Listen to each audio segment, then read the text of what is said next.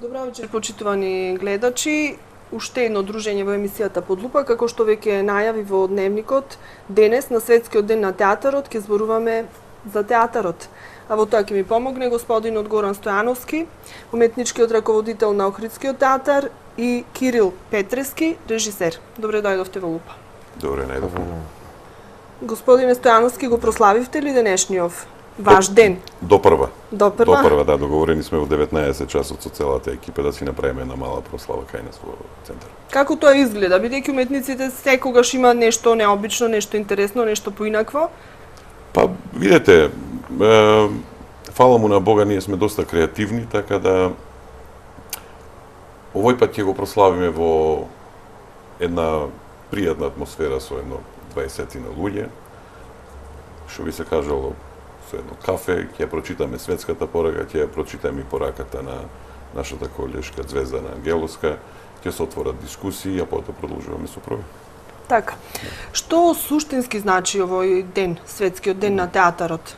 Дали може би подобра визија, една поголема визија за театарската уметност, дали може би борба за подобри услови, за поубаво место под сонцето на уметниците или? Секаде каде што постои хумано општество, постои и нескотлив дух на актерот.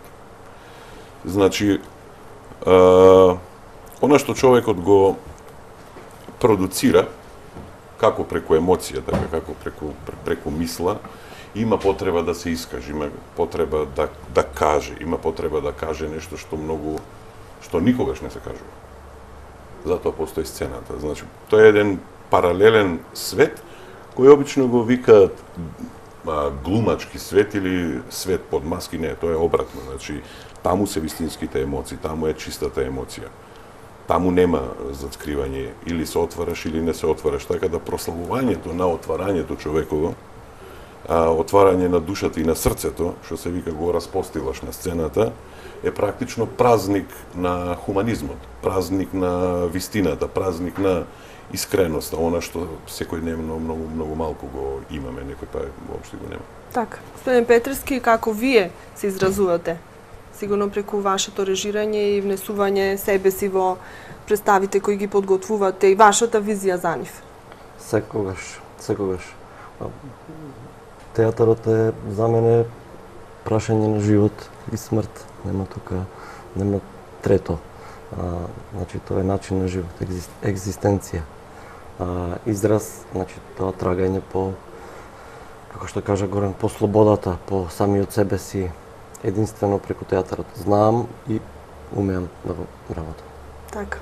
Веќе подолго време сте во Охрид, ја подготвувате представата на дното од Максим Горки, едно трагикомедија, така некој жанр ќе биде, кој што се надевам за брзо време ќе можат охриѓани да ја видат. Како одат подготовките и како сте задоволни од соработката со охридската екипа? Подготовките, веќе 10 дена траат. Ние работиме, значи, на првата фаза на подготовката на представата, што значи читање и анализа на текстот. Направивме, мисля, че една одлична подела и мислам дека тргнавме многу добро. И се надевам дека ќе направиме одлична представа. Така. Од каде соработката со режисерот Петрески и некако со Прилепскиот театар, бидејќи господин Петрески таму е ангажиран? Видете, во основа уметниците низ Македонија, посебно уметниците од театарскиот свет, се познаат многу добро. И контактите се многу чести, така да одредена идеја која одредена продукцијска куќа, да речем, ја промовира уз муабет, или во одреден разговор, доаѓаме до одреден консензус и договор за да ја направиме таа и таа представа. Така. Колку што знам, ова представа е еднаш само прикажувана на просторот на Македонија и тоа многу ако не се одамна. лажам, јас преска и Кире спомна дека е во Битола пред колку 15 години. Так. А мислам дека досега на друго место не. Може да се лажам, не сум сигурен, ама мислам дека не. 9 охридски актери се ангажирани и 2 се однадвор. Да. Значи, како беа прифатени надворешните членови, не вие прв пат да соработувате со луѓе однадвор, како се тоа функционира, како сте задоволни од пробите, од подготовките, од се она што се случува на и зад сцената? Видете, јас сум доста испровоциран од позитивно, од поделата на режисерот. Значи, секој пат велам, ќе само малку да се вратам на една реченица од Горан Стефановски. Вика, кога ќе дојдам в театар, кога е празен и ќе седнам, се чувствувам како дома. Значи, актерите, режисерите, драматурзите и сите креативци кои работат на ова поле се практично една фамилија. Значи, не можам да не најдам добра соработка затоа што сме на иста фреквенција. Соработките со надворешните актери, во моментов Магдалена Ризова и Денис Абдула, оди прекрасно. А сакам да се надоврзам дека мојата провокација на кастингот на режисерот, играм еден лик кој ево во овие неколку десетина дена го анализираме нормално и сите други ликови, ми дава еден креативен немир, а од друга страна со режисерот сме на иста фреквенција околу концептот, така да практично на некој начин се воспоставени темелите на почетокот. И тоа би требало да... Ако се здрави темелите, треба да имаме и еден добар издржан производ. Од колку време, значи, помина од кога подготвувавте некоја нова представа, затоа што адреналинот постојано мора да се одржува? Од август. Кога ја подготвувавте? Сонот на летната ноќ, така. Беше еден спектакл кој што имавме можност ние да го видиме и охриѓаните, но и другите гости, бидејќи беше премиерно изведена на Охридско лето и така имаше многу позитивни критики. Баш ми драго. Така. Но очекувавме уште еднаш да ја видиме. Беше закажано отварањето на новата театарска сезона, која што требаше да започне во септември, исто така со сонот на летната ноќ, но за жал не се случи. Што се случи? Па, се случија доста работи, практично се направи еден фокус врз, како да кажем, врз работата на театарот, а во меѓувреме одредени технички работи, да речем, одредени технички технологии кои се многу потребни, имајќи предвид дека продукциите и репертуарот почнува да се зголемува, мораше да дојде до една ситуација која јас ја викам сторминг или бура, за да може така самата организација. Мислам дека е редно да се стави јасно дека театарот практично е одделение во самиот Центар за култура, кој, ајде, малте не некој 80-90% практично од работата на самата куќа. И дека со зголемување на продукциите се намали техничкиот персонал. Значи, ние почнавме со 6 актери, нели, со еден висок ентузијазам и направивме неколку представи, се додека не почна поголеми продукции како што беше Малогрегенска свадба, Сонот на летната ноќ и практично дојдовме до една фаза каде што навистина се потребни повеќе техничари. Фала Богу, сега во моментот ги имаме уште плюс 11. И тоа подразбира дека е сега на фаза на нормирање. Покрај тоа направена и внатрешна една, да речам, реорганизација. Се знаат кои луѓе работат во театарот, се знаат кои луѓе ги поддржуваат активностите што се регуларни во Центарот за култура и од друга страна се доделени средства од Министерството за култура за дефинирање на неколку студија внатрешни кои би биле додатен простор за работа, значи за проби, за читачки проби, за одредени активности кои се дополнителни, би се формирало и детско-драмско студио, така да речам една мини школа, затоа што еден голем број од актерите во ансамблот имат големо европско искуство во проекти од типот на уметност за општествени промени и поддржани од Европска комисија и така натаму. Се квалитетни едукатори и тука би можело да речеме да се направи една база, па сето тоа да прерасне во една, да речем, голема работа. Да, работа и голема школа, така да биде поврзано, така кадрите да се делегираат оттаму. За среќа имаме уште еден актер кој е на факултетот за драмски уметности прва година, имаме една девојка која треба да дипломира скоро како драматург. Так. Господин Петровски, какви се условите, значи, и каков е начинот на работа во Прилепскиот театар? Кога ќе направите некоја компарација, еве, бидејќи сега сте овде, дали е слично или различно? Условите се слични. Условите се слични секаде каде што театрите, да речем, се под центрите за култура, како што е и Прилепскиот театар, со тоа што Прилепскиот театар не ја дели сцената со Центарот за култура, туку си има своја матична сцена и тоа некако малку можеби ги олеснува работите и комуникацијата и така натаму. Значи, за еден режисер е многу важно да ја направи представата онака како што си ја замислил и сето тоа да се реализира и на крајот на криштата да излезе еден финален производ, но предпоставам дека е уште поважно таа представа да живее.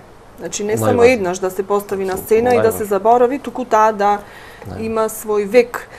Што со оние представи кои што еднаш се поставиле и тоа е тоа, заради некакви технички проблеми или значи, колку е тоа болно за уметниците? Најболно. Значи, прво, матичната куќа треба да се бори за представата која што менаџментот на матичната куќа треба да се бори за представата која што ја продуцира, да ја засака представата и тоа е најбитно. Ако не ја прифати како своја, ако има отпор, нема живот.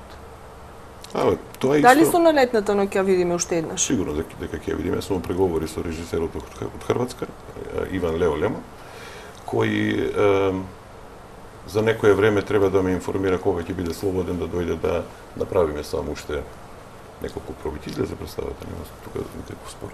Так. Сега уште за еден месец, 3 години од кога се формира Охридскиот народен театар, една 3-годишнина, една убава бројка, но мала бројка сепак, значи кратко време. Иако претходно имаше претходница, не почна можеби од нула, но сепак како професионален театар 3 години постоите и на големо задоволство на охридската публика. Почна, значи, со еден, како што рековте, ентузијазам, со едно набиено темпо, но некако како да спласна работите. Такво чувство имаме ние како публика. Сигурно дека е чувството такво, затоа што ние почнавме со 6 актери. Ентузијазмот е огромен, луѓето работат, така да... Ако една театарска представа треба да се спакова, значи условно кажано, со светло, со тон, со штици, со шајки, со железо и така натаму, со видеа, со дизајни, со плакати и така натаму, да не зборувам за самата работа која е на сцена, потребна е поголема екипираност. Во овој период, кога представите беа, да речам, условно кажано, помали, не толку захтевни техничко-технолошки, актерите сами беа сценски мајстори, светломајстори, тонци и така натаму. И сето тоа е во ред, нели, кога тој ентузијазам трае, а знаете, тоа има крај. Знаете зошто има крај? Човек работи 5 работи одеднаш и прегорува. Сето тоа да не се случи, да не се изгуби на квалитет.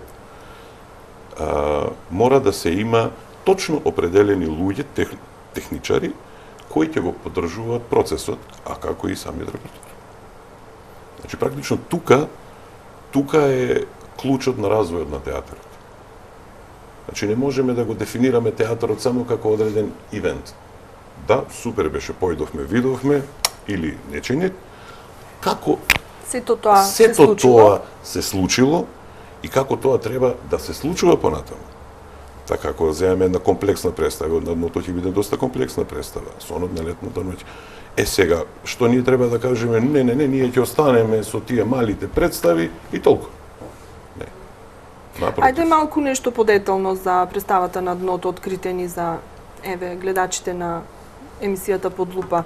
Што е она што ќе биде специфично, што е она што ќе ги заинтригира и зошто да дојдат токму да ја гледат? Темата на нашата представа, можеби и на текстот, меѓутоа генерално на нашата представа е ние ќе се занимаваме со човекот. Луѓето во текстот на Максим Горки се исплашени, зачудени, гневни на светот кој што ги донесол таму кај што се, значи на дното. Сега, секој од нив си има своја борба, свој лек или свој анестетик кој што ќе му ја намали болката. Ние ќе се обидеме да ги отвориме тие проблеми на представата, а при тоа да ја направиме не мачна и мрачна, туку и гледлива представа. Така. Најавувано беше дека премиерата ќе ја видиме некаде на крајот на април, почеток на мај. Дали е тоа реално или тоа беа само некои паушални предвидувања? Како одат работите?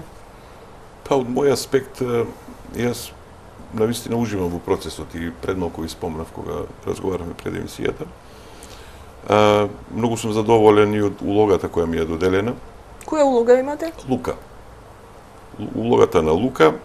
Ако го дефинираме просторот дека е некој, условно кажано, сега уште не сме ни до крај на концептот, одредено дно, некои луѓе живеат негде таму во некој павилјон, некој го издава тој павилјон, тој е човекот кој доаѓа, прави нешто, секому нешто му кажува на тие мртви души и заминува. И оттаму практично почнуваат разни работи да се случуваат. Тоа тој анестетик за кој што говоривте, преку Лука анестетикот ќе добие секој од тие мртви луѓе? Преку Лука ќе се обидеме да дадеме некои насоки за излегување можност од таму. некаква, да. А до тогаш секој со својот анестетик се занимавал, значи дали тоа било алкохол, коцка, безволност и така натаму, или обвинување на некој друг за состојбата во која што се наоѓаат. Меѓутоа, се до доаѓањето на Лука, откако Лука ќе дојде, тој ги разместува фигурите и му кажува на секој, да речам. Тука мене ми е многу драго што се занимаваме со вистинските вредности човекови. Нели познатата максима на Горки, човек како тоа гордо звучи. Практично, секој еден човек си се затвара себе си преку своите мисли. Тој си помислува вака и мисли дека е така. И нели ќе биде обседнат од своите мисли, дали што вика Кире дека ќе биде коцкар, алкохоличар и така натаму, вредносниот систем како индивидуа е изгубен. Не постои вера, не постои љубов меѓусебна на луѓето. Туку сето тоа е некако заборавено, некако е то отстрането. Практично Лука или ние, јас викам дека секој еден гест на театарот за било каква промоција на одредени човекови вредности е практично религија. Вистинска религија, човекова религија, човекот како постојбина, како битие. Колку е лесно да се биде режисер во Македонија? Веројатно како и секаде во светот не е лесно. Не е лесно да се биде режисер. Но интересна земја, со интересен склоп ментален, со интересни начини на размислување и случување и може би имате многу инспирација. Има инспирација, има теми и има талентирани актери, фала Богу. А режисери? И режисери. Има еден вели, вика, глумците имаат најубавата професија, режисерите најтешката. Зошто? Па, валјда затоа што режисерот мора сето тоа што треба да биде прикажано да го има во својата глава, од ситуации до моделирање на карактери, нормално со помош на екипата која работи, авторска типа, сценограф, костимограф и актерите на сцена. И системот на делење на идеи околу концептот, околу ликовите, практично создава една бура на мисли, бура на идеи кои после се ставаат во одреден контекст, во одреден концепт, компромис, нели заеднички и тогаш се устројува. Така. Доколку актерот не ви ја погоди мислата, значи она што вие сте го замислиле, зацртале, визија некоја имате за тој лик, што тогаш се мачите, се обидувате да му го доловите тоа што вие сте го чувствувале додека сте ја режирале некоја представа и ете конкретно таа улога, или ако веќе тоа не успее се бара некој друг актер. Значи, многу е важно како улогите ќе бидат поделени, како ќе се најде соодветната личност за соодветна улога. Да. Најважно е значи да се направи добра подела на улогите. Тоа е, да речем, половина завршена работа. После низ процесот на проби, да речем и читачки проби, анализа, потоа и кога ќе се излезе на сцена, се бара формата и изразот на тој лик. Јас се обидувам да не наметнувам свое гледање на ликот, да речем во баш буквално онака јас како што би сакал да изгледа, меѓутоа се трудам од актерот да произлезе, да се најдеме јас и тој, и да излезе од него без сила. Така. Ќе продолжи ли соработката со господин Искрено, јас Петрски? овој театар е млад театар, значи многу малку режисери поминали низ него, практично треба да поминат сите по неколку пати. Така.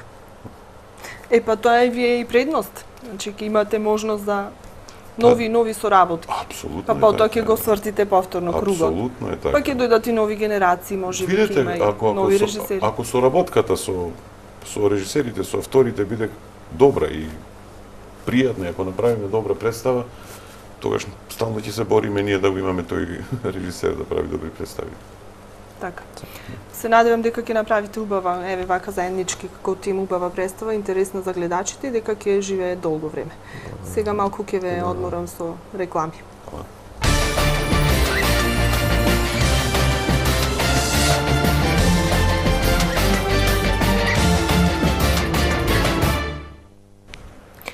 Господин Стојановски, не сме на театарската сцена, но сме во сцената на емисијата Под лупа, продолжуваме со нашиот разговор. Значи, во првиот дел разговаравме за се она што е сега најново, што е актуелно и што подготвувате, но во овој дел на емисијата ќе ве навратам на се она што се случуваше од септември па наваму. Од кога, како што реков, беше најавена премиерата, тоест почетокот на новата сезона театарска, но не се случи. И имаше многу муабети, шпекулации, информации, кажани, недокажани. Еве сега сакам овде во лупа да кажете што се случуваше во тој период и зошто се одложи почетокот на театарската сезона. Видете, во принцип луѓето си сакаат да се зборуваат и се зборуваат онака како што им чини. Значи, формирање на театар не подразбира само хартија. Ентузијазмот, и предмалку ви реков, дека подразбира само одреден период каде што луѓето може да прегорат вршејќи повеќе работи. Се работи за создавање на нова техничко-технолошка свест во театар. Пример.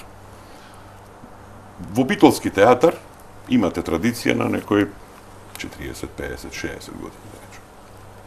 Во Охрид немаме. Во Охрид имаме 2,5 години, еве, за некој месец 3 години традиција. По таа традиција, покрај она што го викаме ние прикажување или ивент, значи гледаме представата и сето тоа е супер, публиката е задоволна или не, тоа е тоа. Но, за да може... Што се случува зад кулисите? Имено. Значи, мора да има, прво, добра техничко-технолошка екипа. Значи со... А ја немавте? Не. Зошто? Па, затоа што ја немавме. Така, ние дојдовме, ние бевме 6 луѓе, имаше неколку луѓе надворешни соработници кои работеа тука, помагаа. Имено го коментирам ентузијазмот, така? Значи, зошто така има ентузијазам одреден, а сега зошто треба како тој ентузијазам и како таа куќа и продукција треба да се професионализира. Значи, сета професионализација потекнува од продукцијата, од продуктите и од репертоарот. Но не сметате ли дека не е професионализам ако се закаже почеток на една театарска сезона, а потоа се откажи? Значи, тука мислам дека најоштетена е публиката. А толку години се боревме на мускули да отвориме наш Охридски театар. Да. И ете, конечно успеавме. Една година се трудевте да направите репертуар, да навикнеме публиката дека имаме театар и сега се случи тоа што се случи. Публиката остана некако со празни раце. Видете, публиката е практично она за која треба да се играат представите. Што би се случило доколку на публиката сега почнеме да ја даваме представи под вредноста на она што до сега е направено? Дали во прашање сега така само да има или да има квалитет? Дали театарот... Во кој момент беше доведен квалитетот на представите? Значи во тој момент кога дел од техничката екипа... Да, луѓе кои си беа на замина... договор на дело си замина, извинете, не можеме да работиме, си замина, и тоа е нивно право, тие не се вработени таму. Нели? Тоа е тоа. Сега, за да не биде да не се случуваат такви работи, ние побаравме да имаме техничка екипа која е здрава, кои луѓе вработени, кои ќе можат да поминат одреден процес низ тренинг, тоа сакав и преска да ви го кажам, затоа што не можеш ти, кај нас нема човек кој би бил да речеме, ево, ќе спомнам неколку така стейдж менеджер или инспициент. Луѓето не знам ни што е тоа. Тоа се одговорни работи. Значи не може да тече представата, така јас можам да бидам уметнички раководител, играм во представата. Не можам јас додека играм представата и додека сум на проби јас да ја командувам представата. Не сваќате? Значи за тоа постојат други луѓе.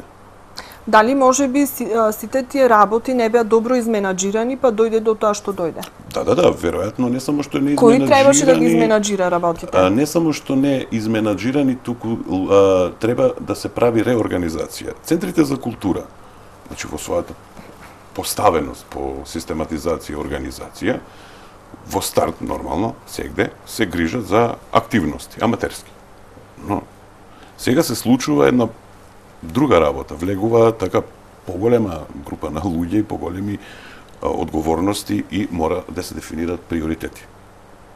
За да се дефинират приоритети, така мора да се направи таа една реорганизација, една мала реконструкција, за да се знае кој што, каде работи, како се поддржува, да речеме. Театарот и неговата важност не беше сериозно сватена, сакате да речете од Па до некој време мислам дека не беше доволно. Мислам не му беше даден доволно не беше ставен во приоритет. Ништо друго нема прашање. Кога ќе се стави во приоритет и тоа подразбира, нели, театарот има буџет. Така театарот нема своја жиросметка. Знаете што, значи на оваа тема разговаравме со директорката на Центарот за култура Григор Прличев, господјата Драгана Боцевска. И таа во повеќе наврати рече дека бара средба со вас и дека или не може да ја реализира, или кога ќе ја реализирате, не кажувате точно на што имате забелешки. Значи, ете вие во име на вашиот тим, за да можат тие забелешки да се одстранат. Оно што може да се направи. Боже мој, не може се преку ноќ, но сепак да се нешто подобро. Не знам, јас не сум го гледал емисијата, не сум ја гледал. Не знам, а дека не може да воспостави контакт со мене. Што беше тоа што вие баравте од директорката да се направи, а ете не се направи, па заради тоа стагнираше работата на театарот? Имено ви кажувам таа реорганизација. Реорганизација и добра поставеност, нели, на луѓето кои работат во техничкиот дел. Значи точно да се знае кој за што е задолжен, да, кои се неговите задолженија и како е... као услови, нешто кога ќе кажете услови се мисли на КНАУФ услови. Не, да се формираат услови во смисла начин на реорганизирање, на поставување добра систематизација, добро програмирање, заедничко работење, колективно работење, тимско работење и дефинирање на приоритет. Толку е. Ако го дефинирате приоритетот, како по буџет, како по програма, тогаш нема да се создават проблеми. Фала Богу, голем дел од проблемите е решен. Голем дел... Како се решија сега проблемите? Значи, разговаравте, седнавте на маса, ги решивте меѓусебно, требаше некој друг да интервенира или? А не ви се молам, тоа не е политика, тоа не е Па како сегде да кажам, помалку во сите сегменти од животот има и политика. па добро, нека има, нека тоа е како да ти речам. Еве, значи, исполитизиран беше и театарот во повеќе наврати на пресконференции на политички партии беше спомнувано дека театарот во Охрид не функционира, Па видете, а значи дека ако актерите земаат континуирано плата. фино е тоа што некој сака да го користи, ама тој што сакаше да го искористи, мислам дека нема право ни т од театарот да каже затоа што го тераше 8 години и тоа ништо не го. Актерите континуирано земаат плата, така? Да. Како го оправдувавте тоа пред Министерството за култура? Значи, Го оправдуваме со тоа што да речеме минатиот процес, на пример, ево ќе земам сон на летната ноќ, актерите работат од савајле од 11 па некој па до 4 савајле. Оти тогаш некој не дојде рече шо работите, па да не ви е мачно, да не ви е тешко, така натаму. Кафе да не треба да се свари. има ли кој да ви свари кафе или сами си варите? Си, луѓе.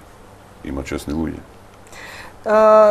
Од просторни услови, значи колку што јас можев да видам, но вие еве исправете ме ако грешам, создадени се некакви минимални, значи направени се тие гримиорни, направени се некакви услови каде што можат актерите да се сепарираат, можеби да се изолираат кога е тоа потребно за пресовлекување и така натаму. Можеби не е доволно, велам, но сепак ете од тој аспект некаков напор се прави. Значи, задоволни сте, не сте задоволни, докаде се тука работите? Имате такви услови, просторни, сцената, дали е добро опремена, има услови за работа или? Оне капацитет што го нуди Центарот за култура како градба. Значи тоа е градено 52 година и не е театарска сцена. Значи ако имате горе 15 чиги, тие чиги мора да одат уште толку во висина колку што се од нивната постоечка висина до сцената. Значи тука може само да се наместат рефлекторите, да се им направи одредена техничка, да речам, импровизација со опремата која во моментов ја имаме. Значи очекуваме, пошто уште минатата година Министерството за култура на сите театри, на сите центри ќе доделува нова опрема. Кога се работи за тоа каде да појдеш и да се преслечиш, тоа се подразбира дека е гримиорна. Значи, под гримиорна се подразбира место каде што актерот треба да дојде, да седне, дури и торбата да си ја остави, да има огледало, значи обично нели треба се нашминка, да му е место за концентрација. Кај нас гримиорните не се како што треба, не дека не може да се искористат. Но, со овие пари што Министерството за култура ги додели преку секторот на инвестиции за регулирање на тие гримиорни, значи постаат две гримиорни, кои се по, да речем, 20 на квадрати, тука да се поделат на неколку места, за да можат актерите барем по двајца да бидат во едно свое 10 актери се. катче. Да, но сметете дека ќе има и гости. Сметете дека тука се одржуваат програми од Охридско лето и така натаму. Значи тоа се подразбира дека би требало да биде доведено до една ситуација пристојна. Сега мислам дека со овој буџет дека тоа би требало да се направи. А иначе не е како што треба. Мислам да се разбериме тука, нема што. Знаете што ме зачуди? Значи, ме зачуди еден податок на кој што навистина не можев да верувам, дека Министерството за култура, и барем така ни беше кажано во некоја рака, дека па и не знае токму што се случува во Охридскиот театар, и кога побаравме некаков став од нив за тоа што се случува, ни рекоа дека вие сами треба да си ги решите работите во собствениот двор. Видите, реално јас со Докаде Министерството беше запознаено? Со Министерството за култура не ни комуницирам, мислам, ме разбирате? Но сепак сте под нивна капа. Да, сепак ние имате сме одговорност. под нивна капа, имаме одговорност, така и потполно си одговараме за се она што го правиме. Како за арно, така и за лошо. Разбирате? Значи, Министерството за култура Немаше никаков допис, никаков контакт, никаква некоја реакција од Министерството за тоа што се случува, што се откажа сезоната и може би имало, ама така јас не знам. натаму. Може би има, До јас не вас, знам. значи, такво Не. нешто не стигнало. Не. До мене не. А од директорката дали беше посочено дека има нешто такво, дека од Министерството реагира, дека мора да се постават представите, дека по секоја цена мора да се одржи некоја представа и така натаму? Знаеш како тоа по секоја цена е малку чудно да го каже Министерството за култура, затоа што Министерството за култура делегира програма. За таа програма делегира буџет. Толку. Како ќе се одолжите на охридската публика? Онака како што знаеме ние. Како е тоа? Тоа е дека ние успеавме да на некој начин добиеме нова зграда која ќе почне да се гради 2015 во мај. Имаше некакви најави, тоа беше како идеја, пратеникот Александар Николовски токму во една моја емисија спомена дека има идеја да се надгради Домот за култура и тој простор да биде наменет токму за Охридскиот театар, или уште една имаше идеја да се најде некоја друга нова соодветна локација каде што ќе одново ќе се изгради театар и тоа би било навистина на општо задоволство. Предпоставам дека вам повеќе ви се допаѓа оваа втората, да се изгради една нова зграда, но сепак прифатлива би била и првата. Рековте дека веќе средства се одвоени. Значи тоа е нешто сигурно веќе дефинирано или? Па мислам дека е веќе дефинирано и дека веројатно ќе влезе во програма. Така да јас сум информиран неофицијално дека тоа е веќе завршена работа. Имаше исто така муабети од типот дека сакате да се издвоите од Центарот за култура Григор Прличев, па заради тоа на некој начин покажувате револт, не ги одигрувате представите кои што требаше да бидат на репертоар, за да докажете и покажете дека сакате да сте сами, самостални, самостојни и да работите по ваше. Видете, тоа е многу, тоа би било најдобро според мене.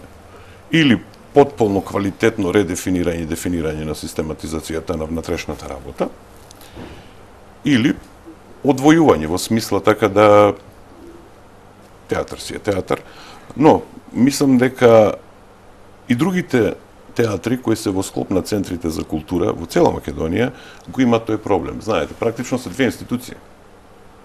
Нели, сега тие две институции ќе треба да се менаџираат. Но Министерството, кога се сеќавам многу добро, кога се отвараше Охридскиот театар, единствен услов под кој што можеше да се отвори овој театар беше тој да биде во рамките на Центар за култура. Значи така беше наложено. Не, тоа е закон, тука нема дискусија, мислам.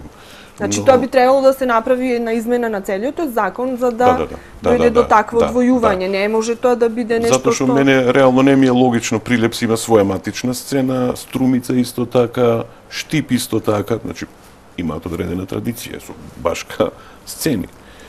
Се случи, не знам што, мислам дека тогаш тоа фузирање на центри и на театри. Ми рековте пред малку дека секогаш и за цело време ќе се борите театарот да го има приматот.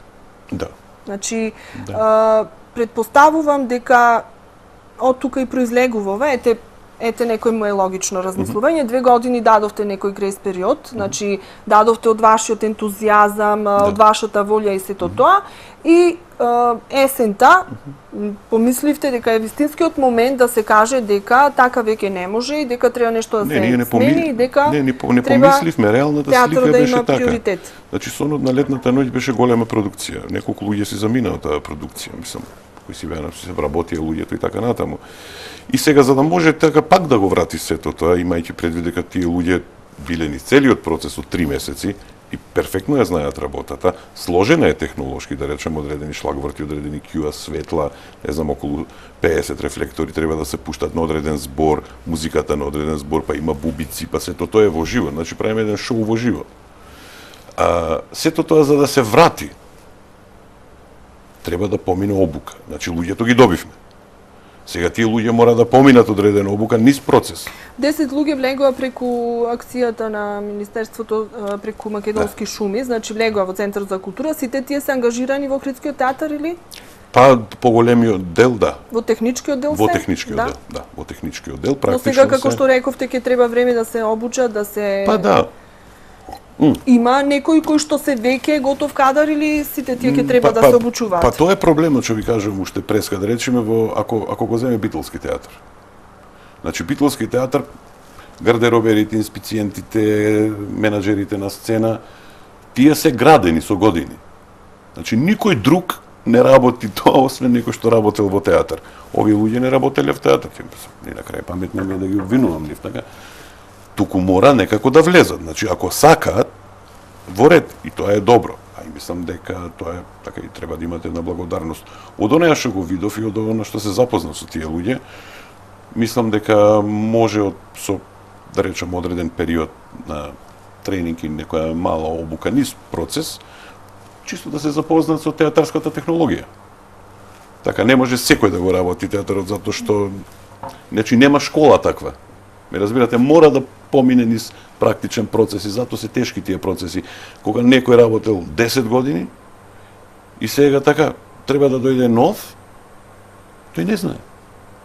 Океј, ќе учиме, пак ќе научите. Но знаете што губиме драгоцено време додека сето тоа се случува. Да, морате да сватите една фаза, мислам, не вие, целата наша публика, ако се чекаше 20 години, нели, да се направи театар. Знаете што чекавме 20 години, но тогаш немавме театар. Сега имаме театар и некако веќе не ни се чека.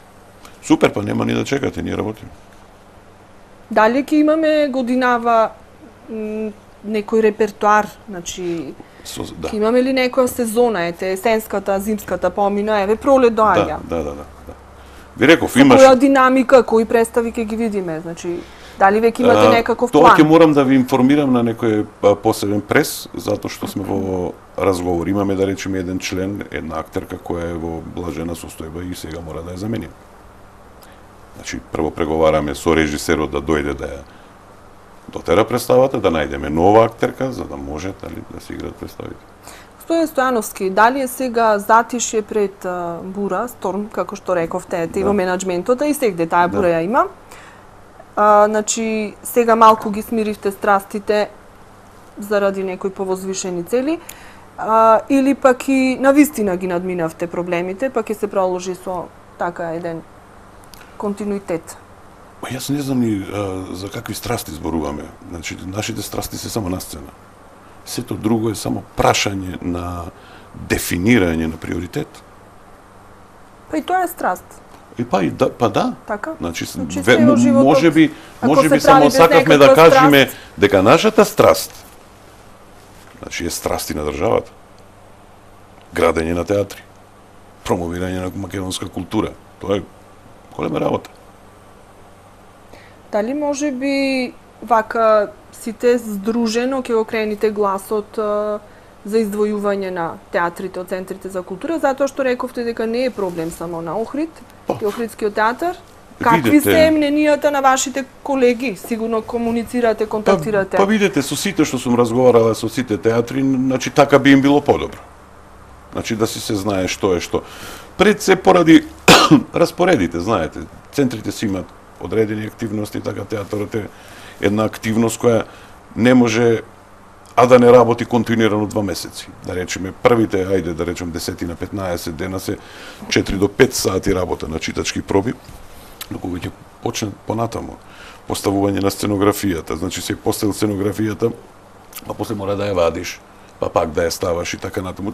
Чисто тоа создава само така малку една, како да кажам, нервоза, затоа што така работиш по некој многу долг период и после некое време мора тоа да се тргне, па нешто ново, нели?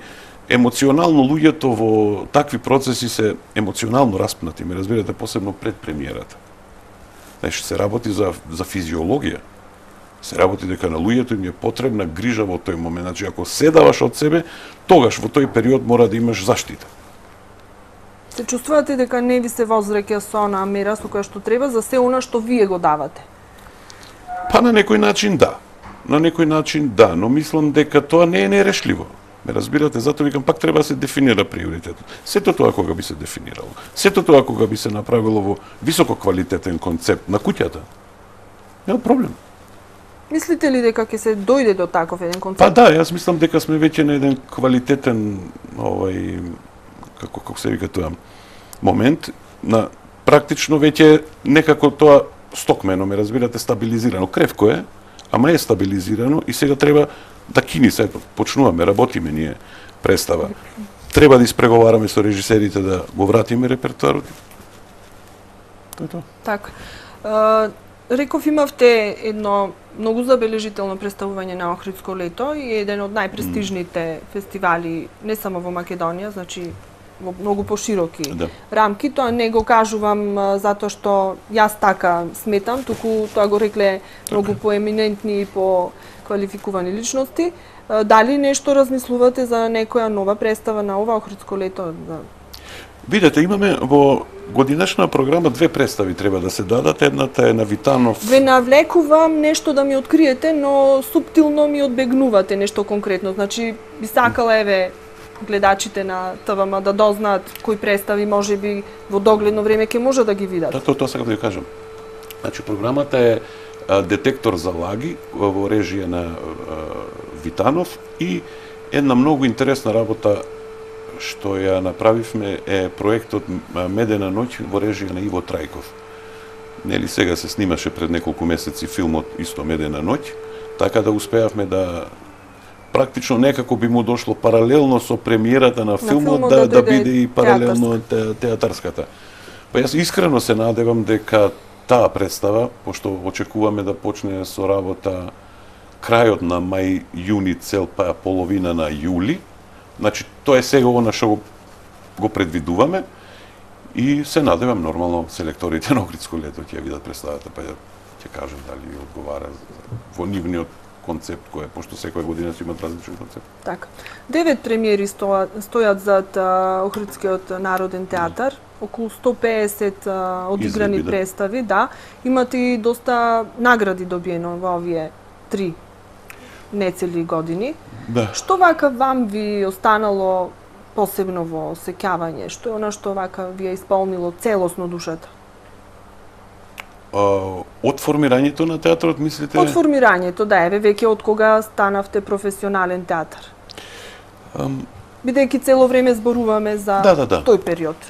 Па можам да ви кажам дека најмногу после толку години работа, значи некој 20 отприлика, се може 21 фаќа, нема да заборавам кога ми се јавија од Министерство за култура и кој ми рече самата министерка дека во Охрид е формиран театар. Тоа е мојот најсреќен ден на светов, дури не можев ни да се израдувам.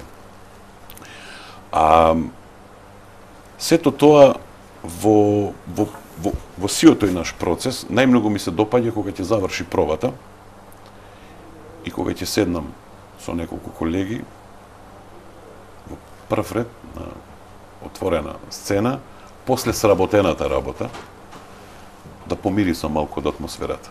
Тоа ми е најубавото. Се осеќам како дома малку, пред малку ви реков. Да. Да. Тоа ми е најубавото чувство што можам да го добијам, а не само мене, туку практично на сите. Така. Сакате да останете, творите и да се давате се уште себе си овде во Охрид, можеби, не знам, некакви имате визии за некој поголем театар, еве Скопскиот сега е многу современ, новиот театар или... Јас како што дознам неофицијално дека нашиот театар ќе биде исто така доста современ театар, еден од најдобрите можеби во југоисточна Европа. Можда нема да биде со таков капацитет, ама ќе биде со таков технолошки, да речам, квалитет. Јас немам никакви аспирации од типот така да водам да играм, па не знам, таму некаде да ми е сонот. Мене секогаш сонот ми бил да направам нешто дома. Јас имав и пред да завршам факултет, понуди во 3 театри, во МНАТ и во Драмски, во театар за деца, младици се врати во Охрид. Значи, ако сум тука роден, тука треба да се прават работите. И фала му на Бога, имам многу пријатели, многу луѓе кои го ја поддржуваат сета таа идеја затоа што сметаат дека е благородна. Значи, самиот целиот ансамбл кој не сакам никого да пропуштам. Тоа се луѓе кои, така што речем пред малку режисерот, така живот и смрт. Значи, ако ги нема тие крајности, тогаш тоа не би било театар, тоа не би било феномен. Феномен кој сите некако сакаат да го гледаат. Знаете, многу поинаку се случува од на филми, секако, некако е живо, луѓето меѓу себе стануваат, може да си вистина да разменат енергија, а во секогаш во едни вакви времења луѓето битно многу да комуницираат и да го создаваат тој, како да кажам, општествена врска е тоа, на некој начин. Така. Посакувам, значи, Охридскиот театар да биде онаков театар каков што сите си го имаме замислено и каков што впрочем и заслужува. И се надевам дека секогаш и во иднина, кога ќе носите некакви одлуки, кога ќе дојдете до некоја критична точка, до некој крстопат и така натаму, на прво место ќе ви биде секогаш публиката. Апсолутно. Благодарам за вашето учество во Благодарам и вам.